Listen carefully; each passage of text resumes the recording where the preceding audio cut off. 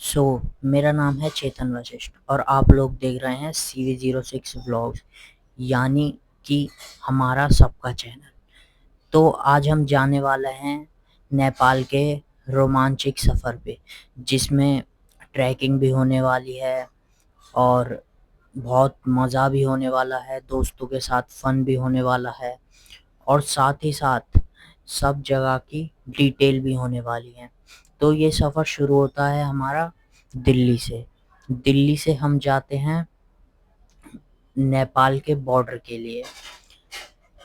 Train में हमने करी थी, ट्रेन में शताब्दी बुक। तो हम ट्रेन में बैठ के हम चल दिए। सफ़र की शुरुआत हो चुकी थी।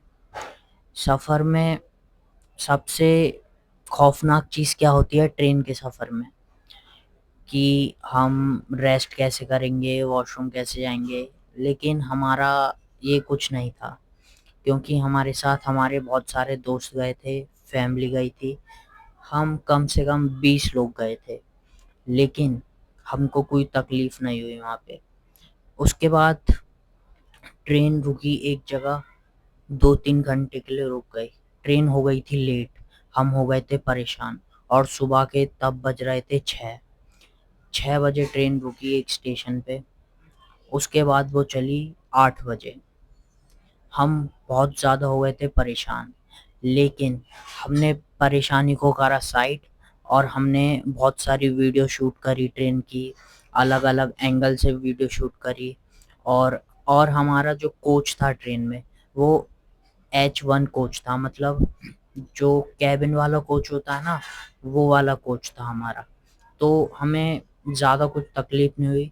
फिर ट्रेन का हॉर्न बज गया, तो मैं ट्रेन में चढ़ गया और साथ ही साथ हमारे सारे दोस्त चढ़ गए।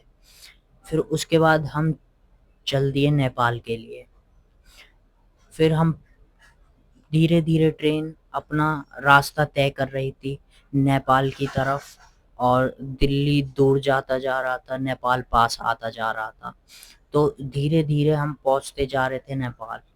रास्ते में हमको रास्ते में फिर हमको दिखे बहुत ज़्यादा अद्भुत नज़ारे, क्योंकि ट्रेन चल रही थी बहुत धीरे-धीरे। फिर उसके बाद वो रुक गई एक और स्टेशन पे। लेकिन यहाँ पे हुई एक कमाल की बात, स्टेशन पे ज़्यादा देर रुकी नहीं, तो हम चले गए अपने कोच में। फिर हम दोस्तों के साथ मिलके खेलने लगे ऊनो। ऊनो खेलते-खेलते टाइम का पता नहीं चला और सब लोग जो हमारे ग्रुप में गए थे, सब लोग वहीं बैठे हुए थे। और ऊनो खेलते-खेलते, मैं ऊनो का किस्सा बताता हूँ आपको।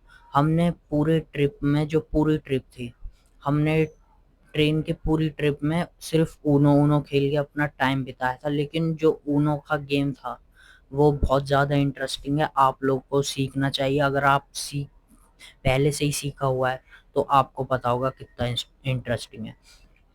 फिर चलते-चलते ट्रेन थक गई थी, तो एक और स्टेशन पे रुक गई। फिर वहाँ पे हमने बहुत सारा खाने-पीने का सामान खरीदा, जैसे कि chips, Kurkure, cold drink, soft drink. और मैं अपना घर पे ब्रश भी भूल गया था, तो ये सेकंड डे था, तो ब्रश भी करना था। तो मैंने खरीद लिया एक ब्रश और साथ ही साथ बहुत सारे स्नैक्स। पर एक बात बताऊँ, ट्रेन में सफ़र करने से, जब भी मतलब नॉर्मल जो सफ़र करते हैं उसमें कोई प्रॉब्लम नहीं होती, लेकिन जो बार-बार गेट खुलता है ना, उससे बहुत ज़्यादा प्रॉब्लम होती है। और गेट वाली सीट मिल जाए तो उससे बहुत ज़्यादा प्रॉब्लम होती है। एक मेरे पे रील आई थी, मौत आ जाए पर गेट वाली सीट ना मिले, ऐसा जोक्स अपार्ट। तो हम व्लॉगिंग कर ही रहे थे, साथ ही साथ नाश्ता पानी खूब हमारा एकदम बढ़िया चल रहा था। फिर उसके बाद ट्रेन एकदम चल पड़ी, लेकिन ट्रेन चल रही थी बहुत ज़्यादा धीरे-धीरे। फिर हमको पता चला जो स्टेशन है बॉर्डर का, वो एकदम पास है, इसलिए ट्रेन बहुत धीरे-धीरे चल रही थी। तो हम पहुँच गए स्टेशन पे, अपने बॉर्डर वाले स्टेशन पे। बॉर्डर वाले स्टेशन पे हम पहुँचते ही हमने कर ली वहाँ की सबसे, जो बॉर्डर की फ़ेमस थी, ये थी घोड़े वाली गाड़ी। तो हम बैठ गए अपने घोड़े वाली गाड़ी में। सो हम जितने भी फ्रेंड्स थे वो बैठ गए थे सब एक ही गाड़ी में, और बाकी सब अलग अलग गाड़ी में बैठ गए थे। तो घोड़ा चल पड़ा। घोड़ा घोड़े के साथ हमने फोटो भी खिंचाई, बहुत सारी वीडियो भी बनाई, और फिर हम पहुंच गए अपने एजेंट के पास। एजेंट ने हमको नेपाल की सिम वगैरह दी, करेंसी एक्सचेंज करी। ये साथ में जो देख रहे हैं ये मेरी मम्मी है। मम्मी के साथ वीडियो बनाने के बाद व्लॉग को एंड करा था। सेकंड डे हमने एंड करा था। गाड़ी ये थी हमारी, उस पे सामान हमारा सब रखा जा रहा था क्योंकि हम नेपाल पहुंच चुके थे। नेपाल में हमें अपने होटल भी जाना था, इसलिए हम जल्दी निकल रहे थे। करेंसी एक्सचेंज करी, सिम ली और सिम को चालू करा, और सब ने मतलब 50-60 थाउजेंड जो सब लोग गए थे उनने सब ने चेंज करे। लेकिन हम जहाँ से हमने करेंसी एक्सचेंज करी वहाँ से हम जितनी जल्दी निकले होटल हम उतना ही लेट पहुँचे। आप जैसे कि देख सकते हैं बिल्कुल रात हो गई थी। हम रात में 2-3 बजे करीब होटल पहुँचे थे। और ये हमारा जो होटल का रूम था वो कुछ इस प्रकार था। मतलब बहुत बढ़िया होटल था, एकदम देखने में सुंदर। मैंने व्लॉग बनाया था पूरे होटल का, आप जाके सेपरेट मतलब डे 4 में देख सकते हैं आप। तो होटल की वीडियो बनाते हुए फ़ोन की बैटरी बहुत ज़्यादा शट डाउन हो रही थी, मतलब बहुत कम हो गई थी। तो हम फ़ोन को बैटरी चार्ज लगाते हुए हम सो गए थे। तो अगले दिन उठे। अगले दिन हमने क्या देखा, बहुत ज़्यादा सुंदर नज़ारा, बहुत ज़्यादा सुंदर, मतलब सब लोग सो रहे थे। सुबह 5 बजे का ये नज़ारा है, आप देख सकते हैं। ये रात में तो हमको दिखा नहीं था, लेकिन रात में हमको एक बात से बहुत ज़्यादा डर लग रहा था क्योंकि हमको कुछ नहीं दिख रहा था, अंधेरा लग रहा था। ये होटल की जो बालकनी है, कॉरिडोर है, वही दिख रहा था सिर्फ हमको। और जिस गाड़ी में हम आए थे वो वहाँ रखी थी, और ये रास्ता था जिस रास्ते से हम आए थे। और लेकिन जो व्यू था वो एकदम बहुत सुंदर था क्योंकि बहुत खुला एरिया था। लेकिन जो रात में हमको लगा, हमें लगा ये पहाड़ी इलाका है और इधर खाई वगैरह है, तो हमें डर लग रहा था, रात में कुछ दिख नहीं रहा था। तो फिर तो मैं आपको इस होटल का एक किस्सा और बताता हूँ। इस होटल में जब सुबह हम उठे थे तो सुबह 10-11 बज गए थे जब सब लोग उठे थे। तो सब लोग नीचे गए थे, पापा, सब अंकल वगैरह सब नीचे गए थे। तो मम्मी मेरी रूम में थी। तो मम्मी बिना कार्ड लिए रूम के बाहर आ गई और गेट को लॉक कर दिया। गेट हो गया लॉक, ना हमारे पास उसका कार्ड था रूम का। तो मैं वीडियो बनाते हुए आ रहा था तो मम्मी ने बोला अरे ये तो लॉक हो गया, अब क्या करें। तो मैंने बोला कोई बात नहीं, चिंता मत करो, मैं जो होटल का मैनेजर है उससे बात करके आता हूँ। तो होटल के मैनेजर से हमने बात करी।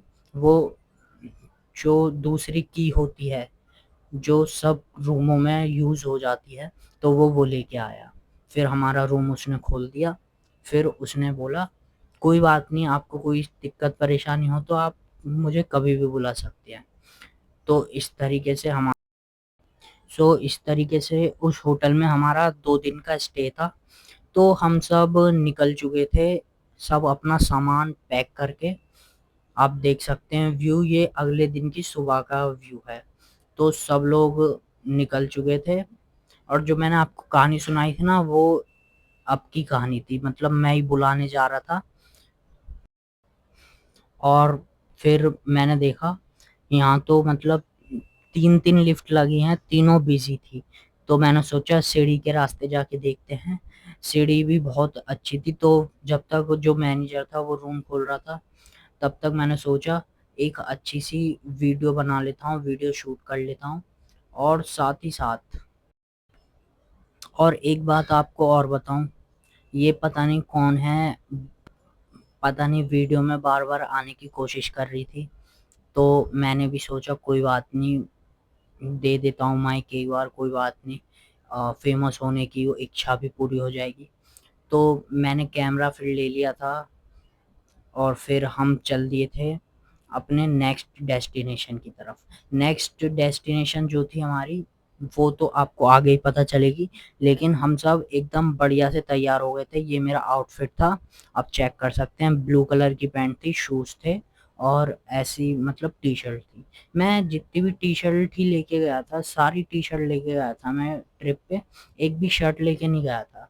क्योंकि जो लोग बता रहे थे वहाँ पे बहुत ज़्यादा ठंड होती है, तो मैं टी-शर्ट लेके गया था और जैकेट लेके गया था मतलब। और फिर हम चल दिए, तैयार हो गए नेक्स्ट डेस्टिनेशन के लिए। सब लोग तैयार थे और यहाँ से ना फ्लाइट जो जा रही थी ना, हर मतलब 10 मिनट में एक फ्लाइट जा रही थी। तो वो भी हमारे रूम से बहुत बढ़िया दिख रहा था। तो हम सब चल दिए थे नेक्स्ट डेस्टिनेशन के लिए, सब सामान उठा के। फिर उसके बाद मैंने सब लोगों की वीडियो बना दी चलते हुए। फिर से मैंने फिर से उस लड़की ने बोला कि भैया भैया मेरी वीडियो बना दो, मुझे फेमस होना है। इसलिए तो मैंने कोई बात नहीं। और ये मेरे पापा, साथ में मेरी मम्मी पीछे, और जितने पीछे लोग जो दिख रहे हैं ना, सब हमारे ग्रुप के ही थे।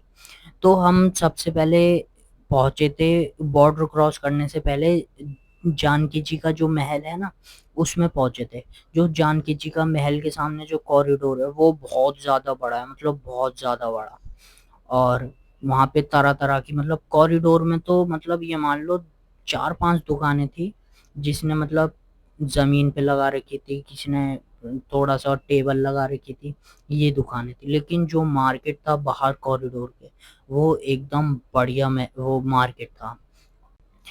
तो हम सब लोगों ने डिसाइड करा था, हम मतलब मंदिर में जानकी जी का महल देखने के बाद मार्केट ज़रूर डिस्कवर करेंगे कि मार्केट में क्या-क्या है। और और ये जो जानकी महल का जो मेन एंट्रेंस था, वो बहुत ज़्यादा लग्जरी था, बहुत ज़्यादा अच्छा था। और जो मेन गेट के अंदर था, ये था मेन महल। मेन महल में ना जानकी जी की एक मूर्ति रख दी है। तो जानकी महल और जानकी मंदिर, वहाँ के स्थानीय लोग जो हैं, वो इस जगह को जानकी मंदिर बोलते हैं। लेकिन जो ये जगह है, ये जानकी महल के नाम से प्रसिद्ध है। फिर हम गए थे दूसरी जगह, जहाँ जानकी जी की मतलब सीता माता की प्रभु श्री राम से शादी हुई थी।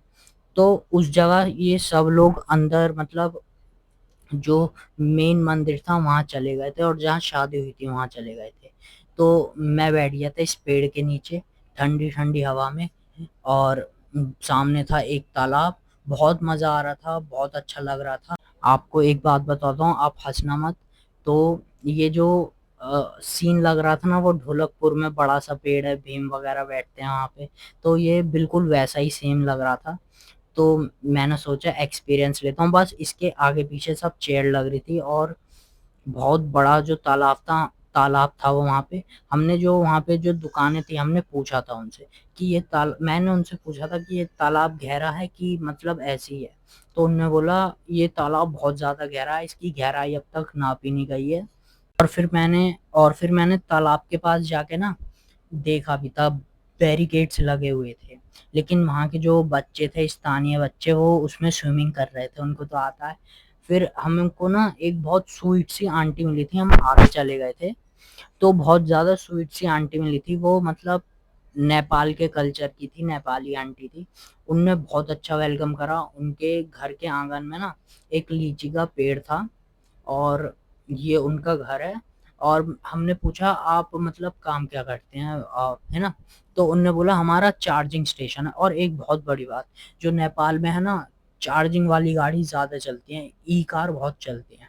तो उनका एक चार्जिंग स्टेशन था, एक रेस्टोरेंट था, और साथ ही साथ एक साइड में दुकान भी थी, वो उनका बेटा चला रहा था। और जो पीछे जो उनने हमको अपना वो दिखाया था ना घर, उसमें एक रूम में वो रहती हैं, बाकी मतलब वो होटल की तरह यूज़ करती हैं। और उन आंटी को हिंदी बिल्कुल नहीं आती थी, लेकिन उनका जो नेचर था वो बहुत ज़्यादा अच्छा था। हमने लीची तोड़ने की कोशिश करी उनसे बिना पूछे, लेकिन उनने कुछ नहीं कहा। वो अंदर से हमको लीची लाके और दे रही थी अपने जहाँ रहती थी, कि कोई बात नहीं, वो कच्ची आप रहने दीजिए, है ना, खट्टी लगेंगी आपको, तो आप ये वाली लीजिए। वो नेपाली में बोल रही थी, लेकिन हमको समझ आ गया था। फिर हम चल दिए थे आगे। पहाड़ों के बहुत सुंदर सुंदर नज़ारे दिख रहे थे, जैसे जैसे हम नेपाल में एंटर कर रहे थे, पहाड़ों के बहुत ज़्यादा सुंदर सुंदर नज़ारे दिख रहे थे। और बहुत ज़्यादा ऊंचे ऊंचे पहाड़, और रोड के बीचों बीच जाके मैंने वीडियो बनाई थी। फिर हम बैठ गए थे गाड़ी में बैठ के हम पहुंच गए डे 3 में हम पहुंच गए थे काठमांडू। काठमांडू बहुत ज़्यादा सुंदर था, बहुत ज़्यादा। ये होटल की मैंने छत से वीडियो शूट करी थी। होटल की छत पे ना बिल्कुल जगह नहीं थी, वो लोहे की सीढ़ी अलग से लगा रखी थी। छत पे जाने का दूसरा कोई रास्ता नहीं था, लिफ्ट थी।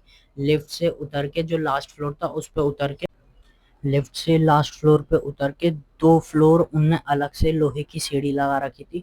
वो 2 फ्लोर की सीढ़ी चढ़नी पड़ती थी और जो प्लेटफॉर्म था वो भी लोहे का था। उस पे जाके मैंने ये वीडियो बनाई थी। फिर मम्मी किसी आंटी से, स्थानीय आंटी से ही बात कर रही थी जो वहीं रहती हैं, कि आप तो जाती रहती होंगी ये वगैरह। मम्मी ऐसा समझ रही थी वो यहीं की हैं, लेकिन वो नेपाल की नहीं थी, वो महाराष्ट्र से आई थी। तो फिर उसके बाद मैंने वीडियो शूट कर ली। वीडियो शूट करते करते मुझे बहुत ज़्यादा अद्भुत नज़ारे दिखे, मतलब बहुत ज़्यादा अनएक्सपेक्टेड। और मैं क्या बताऊँ आपको, जो आपको सेंटर में व्यू दिख रहा है ना वो पूरा फैला हुआ है, क्योंकि मैंने जो ये वीडियो बनाई थी वो लोहे के जो प्लेटफॉर्म था उस पे जाके बनाई थी, टॉप पे जाके, कि उससे भी साइड में और लेफ्ट साइड और राइट साइड दोनों साइड होटल दिख रहे थे, लेकिन जो व्यू दिख रहा था वो बहुत ज़्यादा सुंदर दिख रहा था। इसके लिए भी मैं सुबह 6 बजे उठा था इस व्यू के लिए। तो फिर सुबह 6 बजे ज़्यादा भीड़ नहीं थी, ना धूप थी, सब लोग सो रहे थे, मैं जग के वीडियो शूट कर रहा था। यही तो खासियत होती है यूट्यूबर्स की, कि वो मतलब कैप्चर करने में अच्छे होते हैं, अच्छी अच्छी वीडियो, अच्छे अच्छे शॉट्स। तो जल्दी से मैंने वीडियो शूट करी। लेकिन इस चीज़ की एक बात और बताता हूँ, मैं जब शूट कर रहा था तो वही आंटी जो महाराष्ट्र की थी वो कैमरे में आने की कोशिश कर रही थी बार बार, लेकिन मैंने जूम करके अलग से वीडियो बना ली थी। और ये आप देख रहे हैं ना, ये सब जितना भी है, ये जो पशुपतिनाथ मंदिर है ना उसका कॉम्प्लेक्स है पूरा का पूरा। ये पहले मुझे ये बात पता नहीं थी, लेकिन जब हम मंदिर में एंट्री लेने वाले थे ना तब मुझे पता चला ये सारा तो मंदिर का कॉम्प्लेक्स ही है। फिर हम चल दिए, नहा धो के फ्रेश हो गए सब लोग। कम से कम उस समय बज रहे थे 8:30, मतलब 8:30। तो उसके बाद फिर हम उसके बाद आ गए होटल के बाहर। फिर ये लड़की मुझको मिली, बोलने लगी वीडियो बना दीजिए, फेमस होना है मुझे। मैं कोई बात नहीं, मैं बना देता हूँ। तो फिर लेकिन ये लड़की पीछा नहीं छोड़ रही थी, तो मैं भी बहुत ज़्यादा परेशान हो गया था। फिर उसके बाद आप देख सकते हैं मेरी शक्ल पे, जैसे मैं बहुत ज़्यादा परेशान हो गया था, लेकिन ये बार बार बोल रही थी कि प्लीज़ वीडियो शूट कर दीजिए, प्लीज़ वीडियो शूट कर दीजिए। मैंने कोई बात नहीं, मैं कर देता हूँ वीडियो शूट। फिर हम होटल से बाहर आ गए थे, सब लोग बहुत ज़्यादा टाइम लगा रहे थे चाय पीने में। जब तक मैंने फिर सोचा कि एक अच्छी सी वीडियो क्लिप ले लेता हूँ। ये जो हमारा होटल था ना उसके बाहर ही मेन रोड थी, उसको क्रॉस करते ही मतलब पशुपतिनाथ टेम्पल था। और फिर जैसा कि आप देख सकते हैं, मैं बता रहा हूँ कि सामने वाला जो कॉरिडोर है वो मंदिर का कॉरिडोर है। लेकिन ये बात मुझे अब तक भी नहीं पता थी, मुझे लग रहा था ये काठमांडू का मेन मार्केट होगा। फिर हम चल दिए मंदिर की तरफ। मंदिर मतलब हमारे होटल से हार्डली 10 मिनट की वॉकिंग डिस्टेंस पे था। तो ये जो गेट दिख रहा है ना, ये मंदिर का मेन गेट है, मतलब एंट्रेंस लेते हुए। और जो कॉरिडोर में और नेपाल में जो सफाई थी, और एक रूल और आपको और बताऊंगा, बहुत सारे रूल हैं वहाँ पे। बहुत ज़्यादा सफाई थी, बहुत अच्छा कॉरिडोर था, कोई गंदगी नहीं कर रहा था। फॉरेन पीपल भी दिख रहे थे वहाँ पे, इंडियन पीपल भी दिख रहे थे। और एक मतलब एक अंकल तो मेरे सामने ही सफाई कर रहे थे। मैंने मतलब ऐसे तो 3-4 जो अंकल थे उनको देखा सफाई करते हुए। कॉरिडोर बहुत सुंदर था, मतलब इतना बड़ा था कॉरिडोर। एंट्री लेते ही आप पहले तो समझेंगे अरे ये तो मंदिर का कॉरिडोर है ही नहीं, जैसा कि हम देखते हैं ना कि रील्स वगैरह में वो एक मंदिर है वो पहाड़ों के बीच में होगा, ऐसा लगता है। लेकिन बहुत ज़्यादा बड़ा कॉरिडोर है, उसमें जाके चलना पड़ता है। कॉरिडोर में ही 10 मिनट नहीं, 5 मिनट चलना पड़ता है, तब जाके हम मंदिर पहुंचते हैं। फिर भाई फिर से ये लड़की मिल गई। फिर मैंने थोड़ा मतलब इसको इग्नोर करा, तो साइड साइड में चलने लगी। मैं अपनी मम्मी के साथ फिर वीडियो बनाने लगा, मैंने अपनी मम्मी को बताया। फिर मम्मी बोल रही कोई बात नहीं, उसको भी फेमस होना होगा, उसको भी मतलब यूट्यूबर बनना है, फेमस होना होगा, इसलिए बार बार तेरे जैसे बड़े यूट्यूबर की वीडियो में आने की कोशिश कर रही है। और मैंने देखा वो हमारे आगे आगे कभी पीछे पीछे चले ही जा रही थी, लेकिन हमने कुछ बोला नहीं कि महादेव की नगरी में आए तो क्या बोले, कुछ नहीं बोला हमने। इसलिए ना मम्मी ने बोला ना मैंने बोला। तो आपको जो कॉरिडोर दिख रहा है बहुत ज़्यादा बड़ा था। कॉरिडोर में एंट्री लेने के बाद थोड़ा हम चले, उसके फिर हमको वहाँ पे बहुत ज़्यादा कन्फ्यूज़न हो गई कि लेफ़्ट जाएँ, राइट जाएँ या किस डायरेक्शन में जाएँ। तो वहाँ पे मतलब डायरेक्शन लिखी हुई थी कि हमें किस डायरेक्शन में जाना है। और बहुत ज़्यादा सुंदर-सुंदर जो व्यू थे, और जो आप ये स्ट्रक्चर देख रहे हैं बहुत ज़्यादा पुराना स्ट्रक्चर है ये। मतलब रेनोवेट तो करा होगा बीच में कभी, लेकिन जो पुराना स्ट्रक्चर है वो तो है ही है। हम गलती से इस तरफ चले गए थे, लेकिन इसके अपोज़िट साइड मंदिर था। और एक बात और बताता हूँ मैं आपको कि जो पशुपतिनाथ ट्रस्ट है ना, उनका एक नंदी भी है।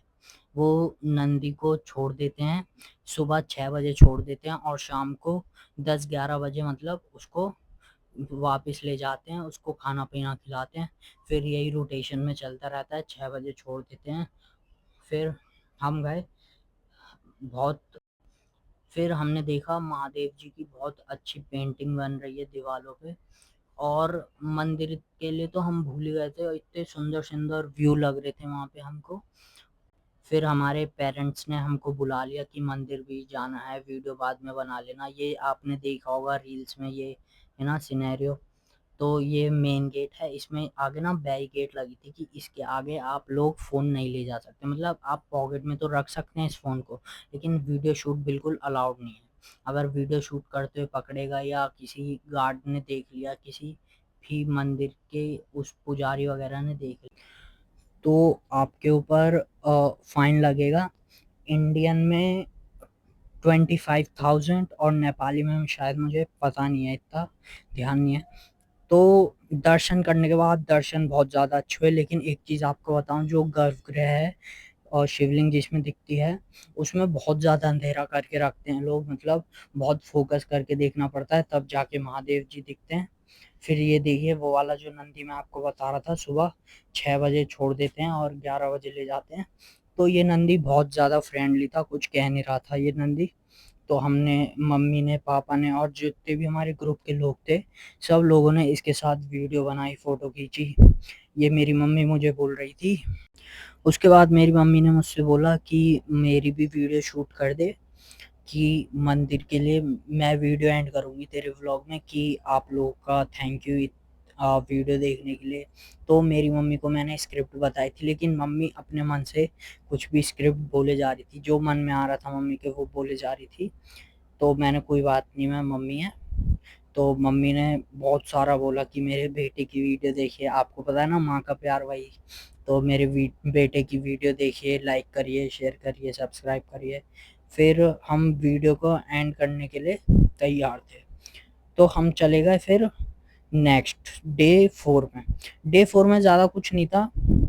हम पहुँचे थे वैसे ही जैसे फर्स्ट डे में पहुँचे थे, 2-3 बजे। लेकिन अब पहुँचे थे हम रात में 1:30 बजे, मतलब 1:30 हम पहुँचे थे। तो बहुत ज़्यादा अंधेरा हो रहा था, तो वीडियो बनाने का कोई चांस नहीं था, तो मैंने अगले दिन वीडियो बनाई थी। तो ये हमारा जो चितवन है ना, वो थी हमारी नेक्स्ट डेस्टिनेशन। वहाँ पे हमारी जंगल सफारी थी, इसलिए जो होटल था वो जंगल के बीचों बीच था बिल्कुल। ये हमको गाड़ी लेने आई थी, ये वाली गाड़ी ने बोला था 2 घंटे की जंगल सफारी होती है, लेकिन उसने 1.5 घंटे की करी थी, और नेपाली में उसने 8,000 रुपये लिए थे हम। फिर हम सब लोग गाड़ी में बैठ गए थे। और एक बात बताऊँ मैं आपको, जो चितवन है वहाँ पे खासियत जो सांबर हिरन है ना, उनकी खासियत है, वही दिखते हैं। तो कोई फ़ायदा नहीं है वहाँ जाने का, पैसे वेस्ट करने का। तो हम रास्ते में जब जा रहे थे, हमको बस 4-5 हाथी भी दिखे थे। और जैसे ही हम जंगल में हमने एंट्री ली थी, तो जंगल में एंट्री लेते ही हमको, मतलब जो सांबर हिरन है ना, वो बार-बार दिखे जा रहे थे, मेल और फीमेल, मतलब वही दिख रहे थे हमको। ना दूसरा कोई जानवर दिखा ही नहीं था हमको। एक आध जगह कोई मतलब चिड़िया वगैरह दिख गई, बंदर वगैरह दिख गया, यही सब दिख रहे थे हमको। तो पूरा दिन, पूरी रात इसी में चली गई थी। मतलब रात तो नहीं गई थी, एक क्रोकोडाइल भी दिखा था हमको। लेकिन उसके बाद हम पहुंचे थे होटल। होटल जो था हमारा चितवन में, उसमें पता है एक सरप्राइज था, हमने रात में नहीं देखा था, दिन में देखा था वो। वहां पे एक स्विमिंग पूल था। स्विमिंग पूल में हमने बहुत मजे करे, लेकिन उससे पहले जो हमने मजे करे, उसमें जो होटल का ओनर था उसने बोला आपको ना ये स्विमिंग कॉस्ट्यूम लेनी पड़ेगी हमारी जगह से, तभी आप स्विमिंग कर सकते हैं। तो वो 200 की चीज़ 500 रुपये में दे रहा था। तो पापा और जितने भी अंकल लोग थे उनने बात करी, तो उसने 250 में दी सब लोग को, मतलब पर पर्सन 250। फिर हम सोने चले गए थे, स्विमिंग कर ली थी 3-4 घंटा। फिर हम चले गए थे मुक्ति धाम के लिए, है ना। मुक्ति धाम में जो व्यूज थे और नज़ारे थे, वो मतलब अनबीटेबल थे, अनबीटेबल। और मजा आ गया। मतलब वो ट्रैक जो मैं बता रहा था आपको, ट्रैक मतलब शुरुआती 5 मिनट में थोड़ा खराब ट्रैक था, उसके बाद बहुत ज्यादा अच्छा ट्रैक था।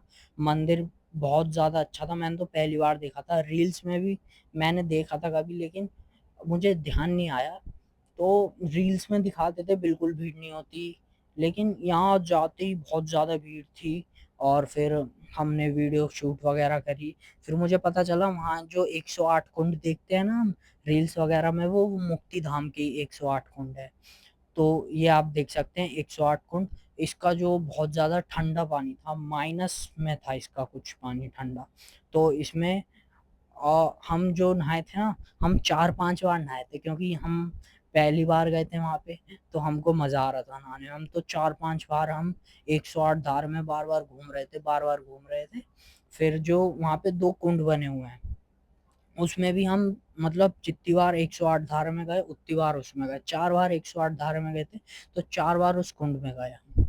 बहुत ज्यादा ठंड लगने लगी थी। जो मेरे दोस्त वगैरह थे, तो उनने तो रिकवर कर ली थी बॉडी को, लेकिन मुझे बहुत ज़्यादा शिवरिंग हो रही थी, बहुत ज़्यादा ठंड लग रही थी। मुझे मम्मी ने भी अपनी जैकेट दे दी, पापा ने अपनी जैकेट दे दी, मैंने अपनी खुद की जैकेट पहन रखी थी और दो दो शॉल ओढ़ रखे थे, लेकिन शिवरिंग जो थी वो जा नहीं रही थी।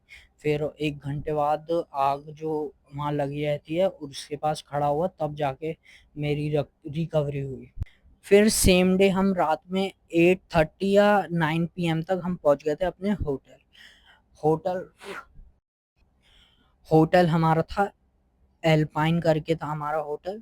तो बहुत ज़्यादा सुंदर होटल था, बहुत ज़्यादा उसका जो डेकोरेशन वगैरह कर रखी थी बहुत ज़्यादा सुंदर करी थी। तो मैंने उसकी वीडियो शूट करी, और आप मेरे पीछे ना जो एल्पाइन होटल है उसके आप रूम वगैरह देखते हैं, बहुत ज़्यादा अच्छे रूम थे वहाँ पे। और फिर साथ ही साथ मैं बहुत ज़्यादा थक गया था, तो मैंने ज़्यादा इस व्लॉग में बोला नहीं था। तो मैंने जो होटल का रूम था उसका टूर दे दिया था। आप देख सकते हैं टूर कितना बढ़िया था। होटल पहले तो आप मेरे पीछे देखिए कितना बढ़िया होटल है, अब देखिए होटल का टूर कितना बढ़िया है। ये देखिए इसमें 2 बेड लगे थे जो दीवान बेड होते हैं ना, और ये गद्दे थे स्प्रिंग वाले। तो गद्दे पे जो सोने में मज़ा आ रहा था ना, वो बहुत ज़्यादा मतलब अच्छा लगा। फिर हम पहुंच गए डे 5 में। डे 5 में हम पहुंच गए थे पोखरा दोबारा। तो पोखरा पहुंच के हम वापस रिटर्न की तरफ आ रहे थे। ये हमारी गाड़ी पहले भी आप देख चुके हैं ना। तो सब लोग सो रहे थे जैसा कि पहले भी हुआ है। तो मैं सुबह 7 बजे जग के ये जो पोखरा का जो मार्केट है ना वहाँ चला गया था मैं घूमने। मार्केट बहुत अच्छा था। फिर हमारी नेक्स्ट डेस्टिनेशन थी मनोकामना देवी। तो वहाँ जाना पड़ता है ट्रॉली पे। वो बहुत ज़्यादा ऊंचाई पर है, मतलब बहुत ज़्यादा सीढ़ी भी है वहाँ जाने के लिए, वो बहुत ज़्यादा चलना पड़ता है, मतलब उसमें मान लो आप 3-4 घंटे करीब लगते हैं। तो हम हमने ट्रॉली ली। ट्रॉली से जो व्यूज दिख रहे थे वो मतलब अनबीटेबल थे, बहुत सुंदर व्यू दिख रहे थे। और जो एबीसी कैंप की हिमालयन रेंज थी ना, वो भी हमको विजिबल हो रही थी वहां से। ये उसके ऊपर का मार्केट है। मार्केट बहुत ज़्यादा सुंदर था। मार्केट में जो चहल पहल थी वो बहुत ज़्यादा नहीं थी, मतलब अच्छी थी मार्केट की। और ये सीढ़ियाँ ना मंदिर की तरफ जाती है, जो मेन मंदिर है, मेन गर्भगृह। मेन गर्भगृह में एक बहुत बड़ा सा पेड़ था, और वो बहुत ज़्यादा पुराना पेड़ था। उसके नीचे कबूतर खाना खा रहे थे, वो जाके मुझे बहुत ज़्यादा अच्छा लगा। और साथ ही साथ जो मंदिर का कॉरिडोर था, मतलब वो ज़्यादा बड़ा भी नहीं था, ज़्यादा छोटा भी नहीं था, जो मीडियम होता है ना वैसा था। और ये मेन मंदिर था। मनोकामना जो मंदिर है वहाँ ऐसा माना जाता है कि यहाँ पे ना जो आप मांगो वो आपको मिलता है। तो आप लोग भी मांग सकते हैं जो आपको चाहिए, लेकिन आपको फिर नेपाल में मनोकामना देवी मंदिर जाकर विजिट करना पड़ेगा। जो आपने बोला है वो आपको पूरा करना पड़ेगा, है ना। फिर उसके बाद हम मंदिर के कॉरिडोर में घूमने लगे। मंदिर का कॉरिडोर बहुत था। फिर नीचे उतरे हम, हमने खाया खाना पीना। फिर हम ट्रॉली से ही वापस आए। ट्रॉली से वापस आने में हमको हो गई थी रात, क्योंकि ट्रॉली देखो एक होती है आपको मतलब 1 मिनट में पहुंचा दिया, 2 मिनट में पहुंचा दिया, लेकिन यहाँ ट्रॉली हमको 5 मिनट तक लेके जाती रही और हर 1 मिनट में ऊंचाई होती रही। तो वही चीज है, इसलिए मनोकामना बहुत ज्यादा ऊंचाई पे। फिर हम चले गए महादेव जी के प्रसिद्ध मंदिर जो नेपाल में ही है, नाम मुझे पता नहीं है। बहुत अच्छा मंदिर था ये। इसका भी कॉरिडोर बहुत बड़ा था, लेकिन यहाँ पे साफ सफाई बहुत थी। जो मनोकामना वाला जो कॉरिडोर था वहाँ मतलब गंदगी तो नहीं बोल सकते, जो कबूतरों को खाना डाल रखा था वो, और नारियल के जो जो फोड़ रखे थे छिलके, जो नारियल के बाल होते हैं वो अलग फेंक रखे थे। तो उस तरह की गंदगी थी जो डिस्पोजेबल होती है। और फिर हम महादेव जी के ये वाले मंदिर गए। यहाँ मतलब कूड़ा का कोई नामो निशान नहीं था। बहुत ज्यादा साफ साफ कॉरिडोर था। फिर हम चले गए मंदिर के गर्भगृह में। गर्भगृह में ना हमको लगा महादेव जी की मूर्ति बनी होगी वहां, लेकिन एक शिवलिंग था। शिवलिंग और पंडित जी बता रहे थे जो शिवलिंग है ना, जो केदारनाथ में है, उसका ये सर है। वहां पे वो जो यहाँ पे उसका सर है। तो हमने बोला अच्छा इतनी दूर दूर। तो पंडित जी ने बोला जी। तो कुछ अंदर जो गर्भगृह था वहां पे वीडियो शूट करना अलाउड नहीं था बिल्कुल भी। तो हमने कॉरिडोर में वीडियो शूट करके हम चल दिए नेक्स्ट डेस्टिनेशन की तरफ। नेक्स्ट डेस्टिनेशन हमारी दोबारा महादेव जी का मंदिर ही था। लेकिन ये वाला जो मंदिर था महादेव जी का, ये प्राचीन मंदिर बोला जाता है। यहाँ पे बहुत सारी रुद्राक्ष की दुकान थी। जगह जगह रुद्राक्ष ही मिल रहे थे। रुद्राक्ष की बड़ी बड़ी माला जो दिल्ली जैसे शहर में आपको 250 से 300 के बीच में मिलेगी, वहां पे सिर्फ आपको 50 to 100 रुपीज में वो बड़ी बड़ी माला मिल रही थी। तो हम आगे चल दिए। आगे चलते ही हमको मिला यहाँ पे भी बहुत बड़ा पेड़ जो था कटहल का। हमको मंदिर का रास्ता मिल नहीं रहा था, तो हमने पेड़ के नीचे बैठ के आराम करा। और पेड़ के पीछे देखते ही मंदिर का बहुत बड़ा गेट था जो हमने पहले देखा नहीं था। हम 2 बार यहाँ से जा चुके थे, घूम के वहीं आ गए थे। तो बैठ के हमने आराम करा। फिर चले गए हम मंदिर के गर्भगृह में। गर्भगृह में जब मतलब कॉरिडोर में गए, पहले मेन गेट से एंट्री करी। फिर मेन गेट से एंट्री करती ही 5 मिनट हमको चलना पड़ा। हमको दिखी महादेव जी के मंदिर की चोटी। फिर हम फिर वहां पे था दूसरा गेट। जो दूसरा गेट था वहां से भी मंदिर थोड़ा दूर था। वहां थोड़ा पहाड़ी इलाका था। जो दूसरे गेट के अंदर गर्भगृह था वो मतलब कॉरिडोर था। तो हमने सोचा कि दर्शन करके, और एक चीज और, वहां पे जो काली गंडकी नदी है ना वो भी थी। 2 रास्ते जा रहे थे। तो हमने दर्शन करे। दर्शन करने के बाद हम चले गए काली गंडकी नदी के पास। यही वही वो वाली नदी है जहाँ पे असली और सच्चे शालिग्राम मिलते हैं। शालिग्राम सब लोग ढूंढ रहे थे, तो मैंने सोचा थोड़ी वीडियो शूट वगैरह कर लेता हूँ। और यहाँ पे झूले वगैरह भी। सो इसी के साथ हमने कर दिया नेपाल ट्रिप को एंड। मेरा चैनल CV06 व्लॉग्स को सब्सक्राइब करें। इंस्टाग्राम चेतन वशिष्ठ 216 को फॉलो करें। थैंक